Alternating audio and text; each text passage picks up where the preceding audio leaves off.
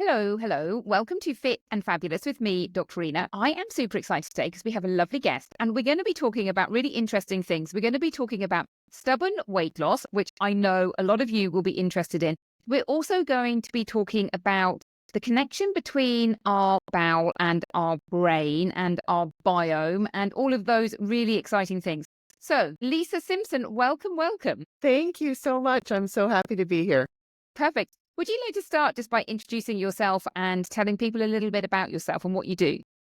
Yes, I'm Alyssa Simpson. I'm a registered dietitian in Arizona, Phoenix, Arizona, and I have a private practice specializing in digestive health. So I help people who have pretty significant digestive issues, not necessarily a significant diagnosis per se. So these might be people that don't have a diagnosis, but yet their digestive issues could be taking over their lives, debilitating symptoms like diarrhea, abdominal pain, gas, really, really significant bloating where it's just kind of lumped under the umbrella of IBS. And so it comes down to functional imbalances, and the best solutions we have really for these sorts of issues are natural, like diet changes, lifestyle changes, addressing especially the gut-brain connection and sleep and activity, things like that, and maybe some targeted supplement protocols for a little while. So that's what I do. I help people with, digestive symptoms feel better.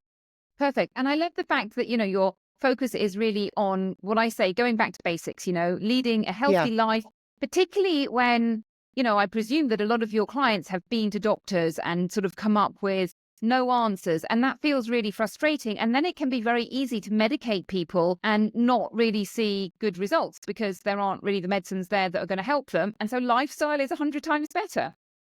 Yeah, I mean, our medical system is very focused on kind of unfortunately managing symptoms and not really looking. It's not really set up to look at some of these more complex functional issues, at least not standard medicine here. So that's really it's we're coming at it from a different perspective, more holistic, more integrative. So we still work with the standard medicine that they're on and all of that. That's all great. It's just that we're looking at, what's at the root of the problem as best we can. Perfect. Perfect.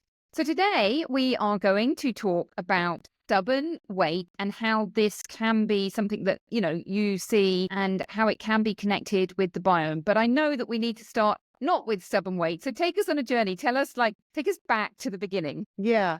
So weight is a huge issue, right? We have 40, at least in the United States, 42% of adults are now classified as obese, which when I recently checked that statistic, I was shocked because I remember when it was 30%. So we're up to 42%, 70% fall in the overweight category. That used to be like 60%, like two-thirds. So it's an epidemic. Yet we tend to, even in the medical system, definitely by and large in society, blame the individuals. If people just need to eat less, exercise more, have more willpower, and certainly all of that has some validity. What I want to talk about today is stubborn weight, because I'm talking about people that come to me, and I mean seriously, I focus in digestive health, but a lot of my clients still want to lose weight or gain, or some want to gain weight. But we're talking about weight loss today. So, a lot of people also want to lose weight. But I rarely have somebody coming to me, they've already tried the obvious things. Usually by the time they find me, they're not out there eating Big Macs and drinking big gulps. A lot of them have been eating healthy for a while, a year or more, exercising, working with the personal trainer. I mean, I hear these things and I'll have people say, but I'm still not losing the weight. So that's what I want to talk about today. What is going on? What could be going on underlying these issues, especially as it relates to the gut? Perfect. And yes, I was going to say there can be so many reasons why there's stubborn weight. Yeah, And without talking about an individual case and understanding somebody's case, it can be difficult to know sort of which route to go down. But so, yes, definitely right, talking about gut. But I know right. that really we want to start by thinking about how is gut health important and what are the basics of, the biome and gut health and how does that pertain to like us being healthy, basically. Yeah, so we have the microbiome, and what we mean by that is our the body of good bacteria, or I should just say the body of bacteria in our gut. Most of them are good bacteria, but we have some bacteria, or I should say organisms, because it can be bacteria, archaea, yeast, fungus. We have all of that naturally in our gut, but some there's a fine balance. Some organisms we want more of, others maybe are less favorable, but they're okay if they're there. They just should stay at lower amounts. We call those commensals. And then sometimes we find organisms that really shouldn't be there at all. We call those pathogens. But let's just talk about the ones that are supposed to be there, assuming you don't have a pathogen, you don't have a parasite, something like that. We need a fine balance, and that's what we call the microbiota or the microbiome.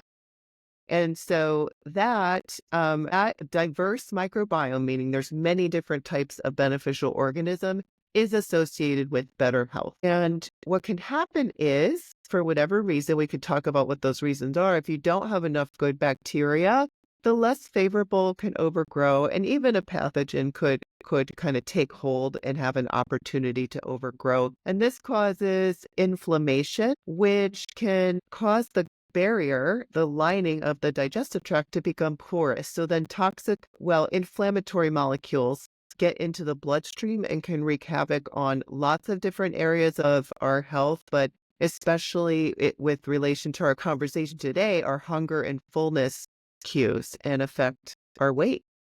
So people aren't necessarily going to be super unwell, but they are going to have symptoms that just sort of niggle and make them think like something's going on, but I don't really know what it is. Is that what you're saying?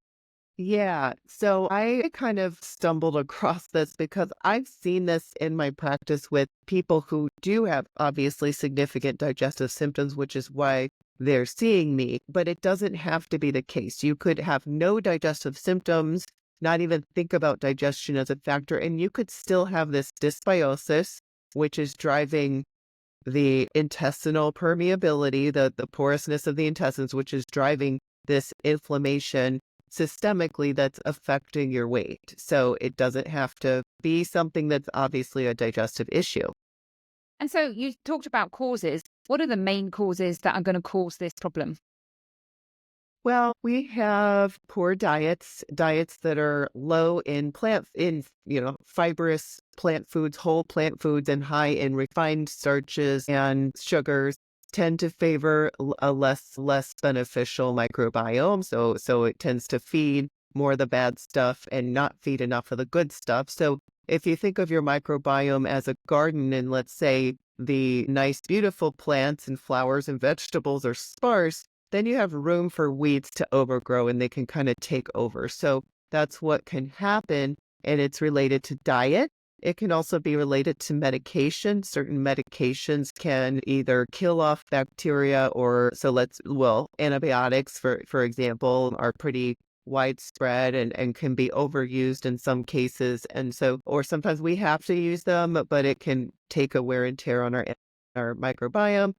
Things like acid-reducing medications can have an effect because stomach acid serves to kill a lot of the bacteria that we swallow that lives in our mouth, or that is on kind of the food that we eat and whatever we're drinking.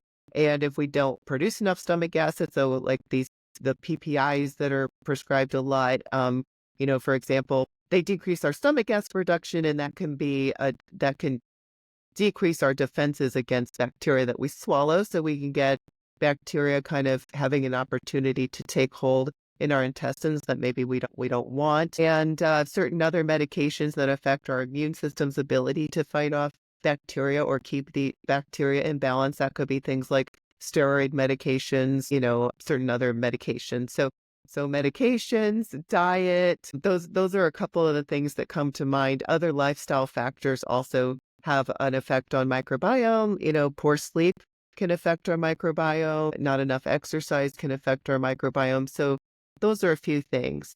Perfect. Those are several of my healthy living pillars. So we are thinking now really about how can we change this? What things can we do to improve? Actually, before we talk about that, one thing I'd like to ask you is that the microbiome has, like, having a good, healthy biome has been, there's lots of benefits to it, just beyond, weight loss and things like that. Then actually there's a plethora of total different things. Would you like to talk about that for a little bit? Yeah, so having a healthy microbiome is helpful for our mental health, for example. We actually produce a lot of we produce most of our serotonin, for example, in the gut, and they found that there's a connection between our microbiome and even hormone production, like the types of hormones that affect our mood. So a healthy microbiome affects mood. A healthy microbiome affects our metabolism. So it's a diverse microbiome is associated with better blood sugar control, better, lipid control. So it actually is associated with many, many different health benefits. Perfect. So definitely something that we want to be looking after and nurturing. So how exactly do we look after and nurture our microbiome? Well, specific to the topic I was just talking about, I'll talk about specific research for this. So what I just explained, we call it metabolic endotoxemia, and that's that whole mechanism I just explained about how our imbalance of bacteria affects intestinal permeability, and then inflammatory molecules get into the bloodstream and affect our appetite and fullness and metabolism. So that's what that's called. So first I'll talk about research specifically focusing on that and what we can do about that. And then I'll talk about a little just kind of backing up more general gut healthy things we can do that maybe we don't have specific research on this particular issue, but we know will help our overall diversity, which makes sense that that would help this issue as well. So first of all, what they've looked at is probiotics. They've looked at especially the Lactobacillus rhamnosus GG strain can improve gut health and reduce the level of those pro-inflammatory molecules, which are called LPS or lipopolysaccharide. But basically, that's the inflammatory molecules that get into the bloodstream and drive inflammation. So taking Lactobacillus rhamnosus, which is a specific type of probiotic that you can get in a pill, can be helpful with that. They've also studied resistant dextrin, which is a type of prebiotic. I know of one brand off the top of my head, which is Benefiber, but there are other brands of this. The ingredient is resistant dextrin. It's a type of fiber. It's a type of prebiotic. And that has been helpful in supporting beneficial bacteria and improving the integrity of the gut lining, which means improving that gut lining health and making it not so porous. And then other things they've studied that have been helpful for reducing this LPS, the inflammation, are flax seeds and low-fat yogurt was found to be helpful. Well, Also, interesting. Low. Did they look at low fat and high fat, or did they just look at low fat? Because I find it interesting when people yeah, talk about low fat. Like, normally, I would not recommend something low fat. Normally, I would say go and full fat yogurt. But if they've specifically looked at low fat, perhaps they've just done the research on that and not on yeah, the other. I would agree with you. Yeah, I don't know if they haven't like compared low fat to high fat and said high fat is not helpful. It's just that the research happened to use low fat yogurt. So my guess would be they would have a similar effect. Yeah.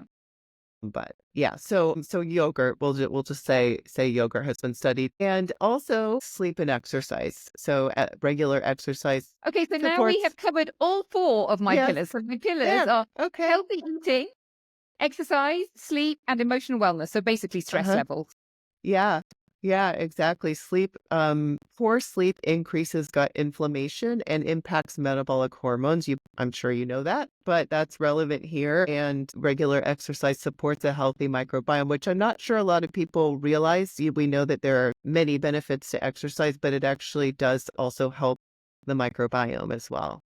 It doesn't really surprise me. I just think everything is connected. And I picked Hmm. those four pillars because they are all so related to each other. And it's kind of difficult to have three doing really well and one of them be off kilter. They're almost like a stool, and you need all of them to get Hmm. optimal health and wellness, basically.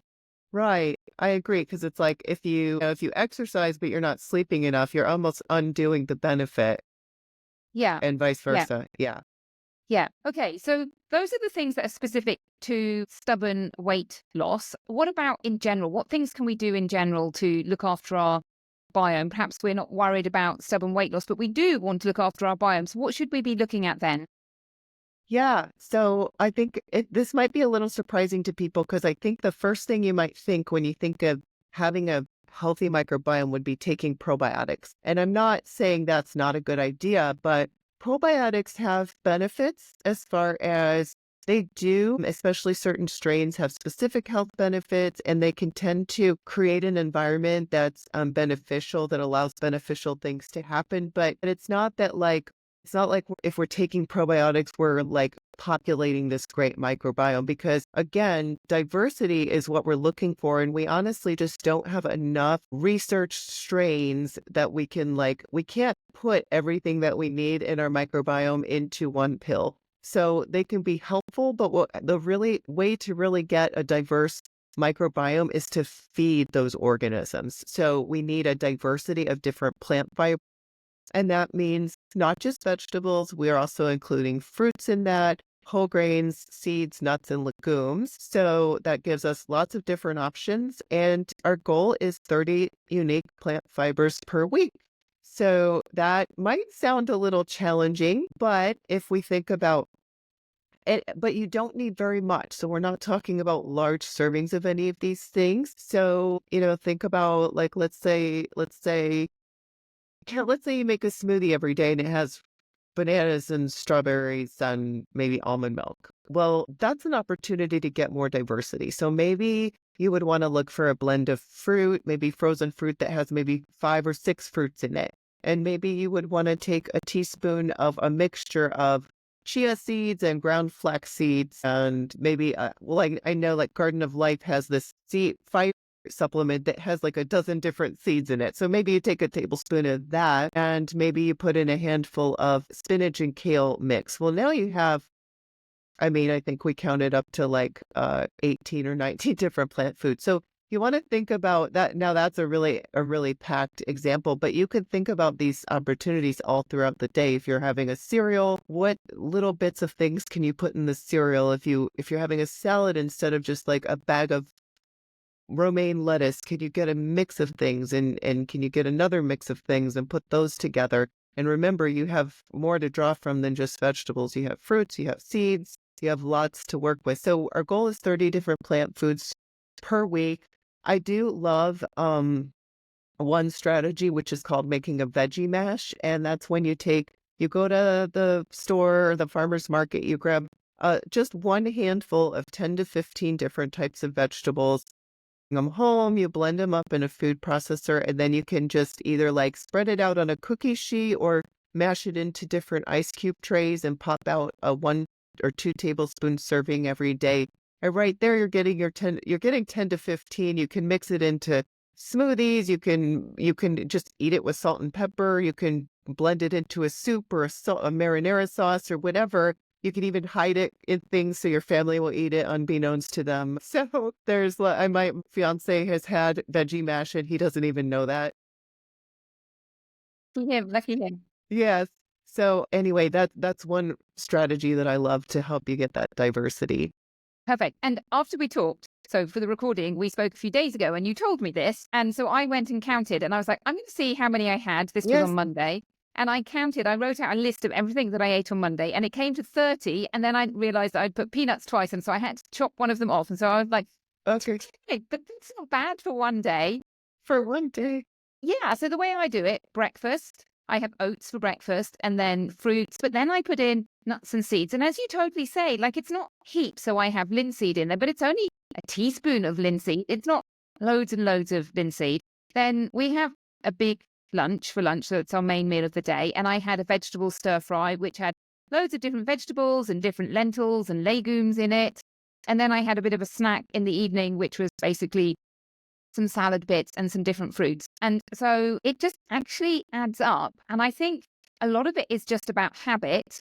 And a lot of it is also about mindset, that I see a lot of people thinking, oh, I need that white starchy food. And actually, if you replace that white starchy food with, well, for example, lentils and legumes, but other vegetables, there's no need to be hungry. You're filling up. But what are you getting from those lentils and legumes? You're getting some carbohydrates, but you're also getting proteins and plant fibers, which are far more beneficial than just eating white flour or bread or pasta or whatever it is that you're eating. So I Right. love the Yeah, what you mentioned, the lentils, the legumes, even squash, like butternut squash, sweet potatoes. We have a lot of starches that are pretty filling, yeah, right? You don't need the white flour, the refined white flours.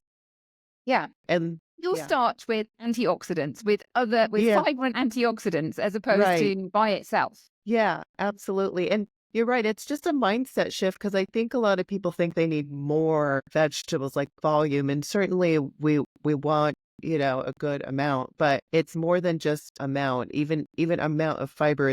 We're talking about diversity for a diverse microbiome. So when you start thinking in those terms, you realize, okay, before maybe I didn't think it'd be worth it to put a tablespoon of black beans on my salad, but now I realize it is worth it Yeah. to do that.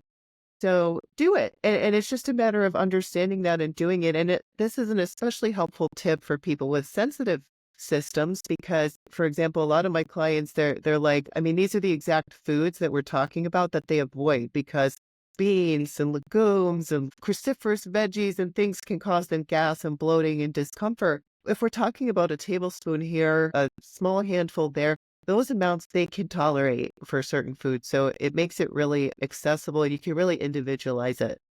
So going back to lentils and legumes, and I see this quite a lot that people are a little bit scared of them. And I think in my mind, I think they're basically not used to it. And that actually a lot of them get digested by our biome. And so you get caught in this catch-22 situation, which is I don't eat them, therefore I can't digest them, as opposed to if you just eat them all the time, you've got that bacteria to digest them. So can everybody digest them, or are there some people who really can't? I know of course there are some illnesses, like if you've got something like Crohn's disease and you've had half your bowel taken out, then that's a difficult situation to be in, but that's a very drastic situation. So, I mean, are there lots of reasons why people can't eat lentils and legumes, or can the majority of people eat them?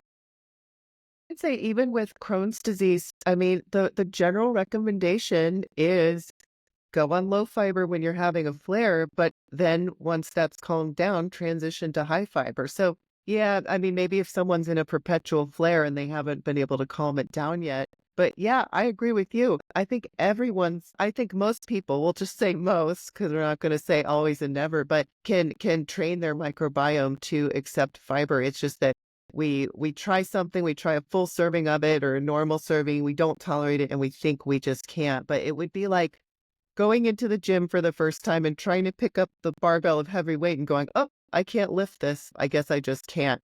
You have to train it for starting with the tiniest amount, get used to that, and then build up gradually. And our microbiome works exactly the same way.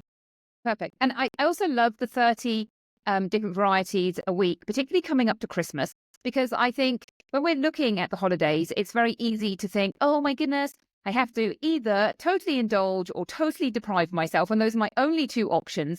But actually, I think there is a middle line, which is, okay, I'm going to indulge a little bit. But actually, if I'm really focused on all of these 30 different vegetables, it gives my brain something to focus on. I'm thinking more about my health and my wellness than whether I'm depriving myself or not. And you can go and have some of those treats, but you're also doing something really beneficial for your body. So I think coming up to the holidays, tea, different plant sources a week, and they have to be different. You can't have Yeah, 5, 6 days in a row, the same 5, 6 day in a row, because that's right, cheating.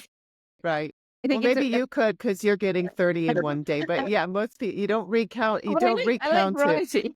Yeah, yeah, yeah. Yeah, see, you probably have a very healthy microbiome, but yeah, you don't recount them. So it's 30 unique ones in the week. And you'll find that, yeah, as you're counting through the days, like you get less and less new ones each day as you're counting Yeah, up your sure. Of week. course. Of course. And Yeah, particularly at this time of year, like in the summer, I find it so much easier we have so many fruits and vegetables at this time of year.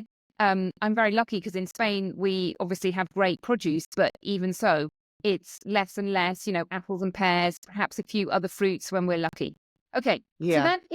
that is nutrition. What else can we do to help our biomes? Right. So so that's nutrition. The other things would be lifestyle based. So I would say we've talked about sleep and stress or sleep and exercise just generally. I would say stress is the other big one. Yeah. So how does stress affect it?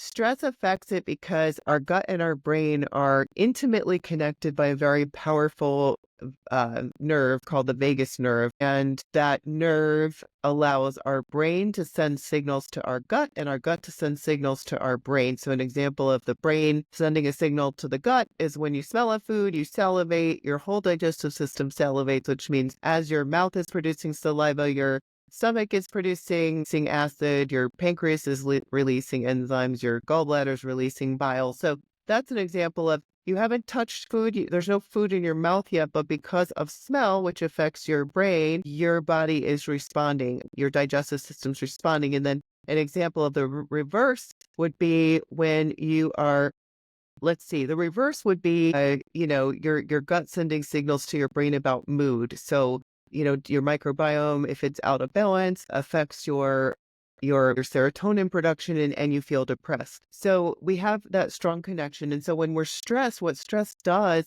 is it actually interferes with that connection, with that signal. So it kind of blocks it because stress is supposed to do that because when historically, if we're stressed, it's because there's an immediate threat. And so to save our lives, our body says, okay, digestion is not important right now. Reproduction is not important right now. We need to put all of our internal organs are less important and we need to drive all of the nervous system signaling and blood flow to the extremities so we can run away and get to safety and save our lives.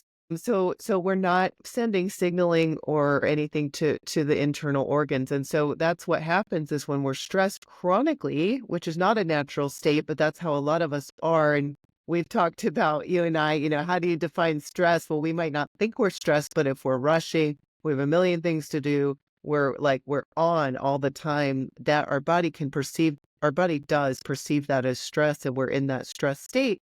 And our brain is not telling gut to do what it's supposed to do as far as what it produces and how quickly it moves food and waste through our system.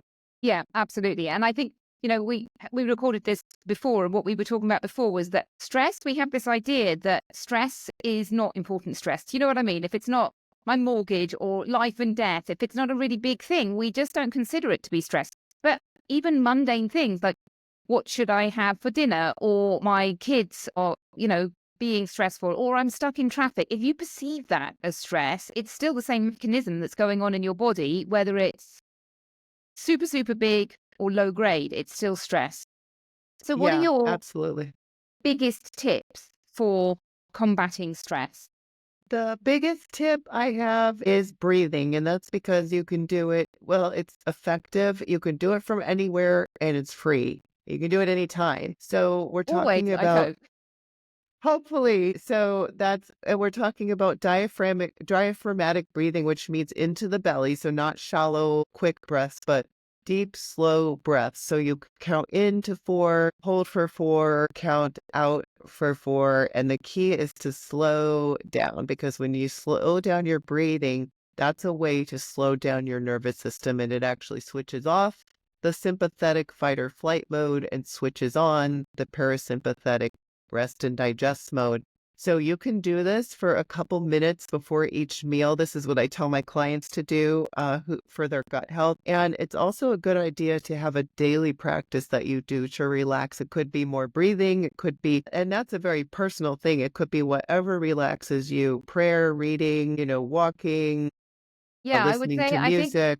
exercise is a really like having a stable exercise. And I think this is another way that exercise ties into everything, that exercise is one of the best habits that you can have to really combat stress in the long term. But yeah, Yeah, because not only does it decrease cortisol, which is our stress hormone, but it increases endorphins. So you get that double benefit yeah. of feeling good and also reducing your cortisol. So So totally big agree. tip is breathing, not just regular Breathing. breathing, but deep breathing Yeah.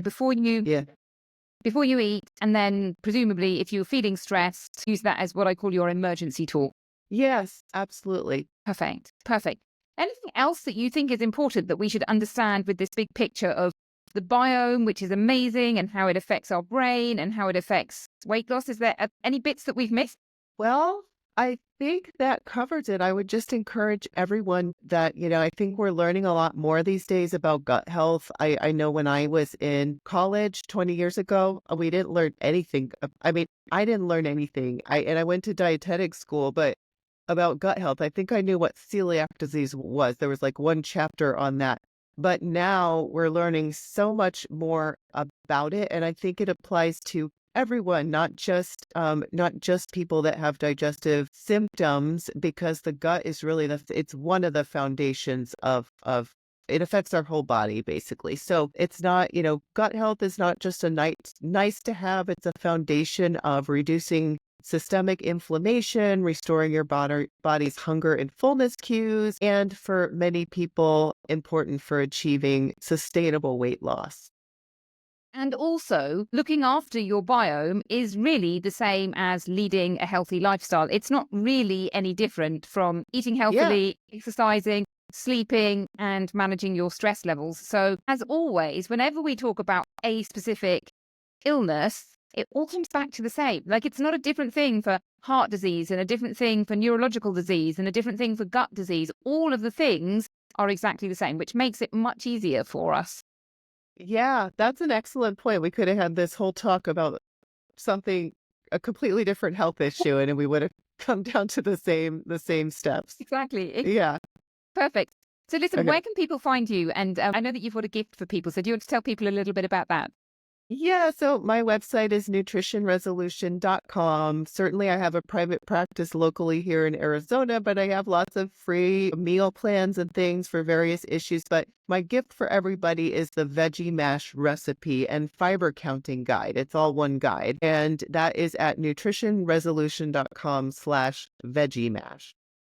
Thank you so much. And thank you for coming and spending some time with us. You're very welcome.